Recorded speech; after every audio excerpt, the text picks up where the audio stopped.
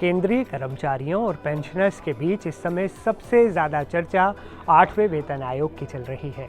वजह साफ है कि हर किसी के मन में सिर्फ एक सवाल है कि आखिर कब बढ़ेगी सैलरी और कब मिलेगी नई पेंशन। इसको लेकर सोशल मीडिया पर भी कई तरह के दावे चल रहे हैं।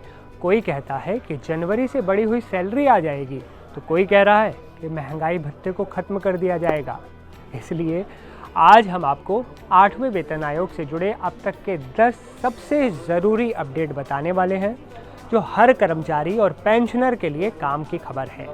इसलिए सारी कन्फ्यूज़न अगर आप दूर करना चाहते हैं तो इस वीडियो में अंत तक बने रहिए। नमस्ते, मैं हूं असीम और आप देख रहे हैं NDTV इंडिया।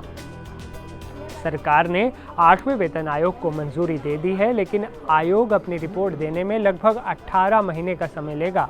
इसका मतलब ये है कि जनवरी 2026 में तुरंत बढ़ी हुई सैलरी नहीं मिलेगी। मतलब ये कि सैलरी बढ़ेगी, लेकिन रिपोर्ट आने के बाद ही लागू होगी। रिपोर्ट्स के अनुसार वेतन संशोधन 1 जनवरी 2026 से लागू माना जा सकता है, लेकिन पैसा तुरंत अकाउंट में नहीं आएगा। कर्मचारियों को कुछ इंतज़ार करना पड़ेगा, क्योंकि सभी बदलाव रिपोर्ट के बाद ही फाइनल होंगे। कई सोशल मीडिया पोस्ट में दावा किया जा रहा है कि 8वें वेतन आयोग में DA और HRA बंद हो जाएंगे। सरकार ने खुद साफ किया है कि DA HRA पहले की तरह ही मिलते रहेंगे, इसलिए कन्फ्यूज़न की ज़रूरत नहीं है। कर्मचारियों और पेंशनर्स को परेशान होने की बिल्कुल ज़रूरत नहीं है। कुछ लोगों का कहना है कि DA को बेसिक पे में जोड़ दिया जाएगा, लेकिन सरकार ने साफ कहा है कि अभी ऐसा कोई प्रस्ताव नहीं है। महंगाई भत्ता यानी DA और महंगाई राहत यानी DR पहले की तरह हर 6-6 महीने में रिवाइज होंगे। 8वें वेतन आयोग का फ़ायदा देश भर के करीब 50 लाख कर्मचारियों और 65 लाख पेंशनर्स को मिलेगा। सैलरी और पेंशन दोनों में बढ़ोतरी होगी। फिटमेंट फैक्टर वो फॉर्मूला होता है जिससे पुरानी सैलरी को गुणा करके नई सैलरी तय की जाती है।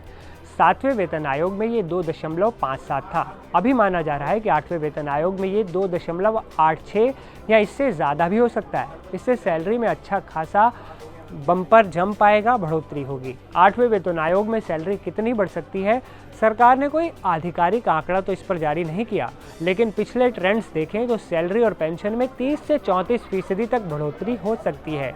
इसके साथ DA DR भी बढ़े हुए बेसिक पर लागू होगा। DA और DR के फॉर्मूले की बात करें तो DA और DR दोनों की दरें AICPI IW इंडेक्स के आधार पर हर 6 महीने में रिवाइज की जाती हैं।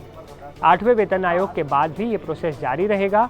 अच्छी बात यह है कि DA और DR की दरें बराबर होती हैं, इसलिए पेंशनर्स को भी पूरा फ़ायदा मिलता है और सैलरी वालों को तो मिलता ही है। पेंशनर यूनियन जो है वो चिंता कर रही थी कि DR की बेसिक पेंशन में अगर DR को मर्ज कर दिया तो क्या होगा, लेकिन सरकार ने संसद में साफ कर दिया है कि पेंशन में DR को मर्ज करने का कोई प्रस्ताव नहीं है। इसलिए पेंशन पहले की तरह बढ़ती रहेगी और DR भी मिलता रहेगा।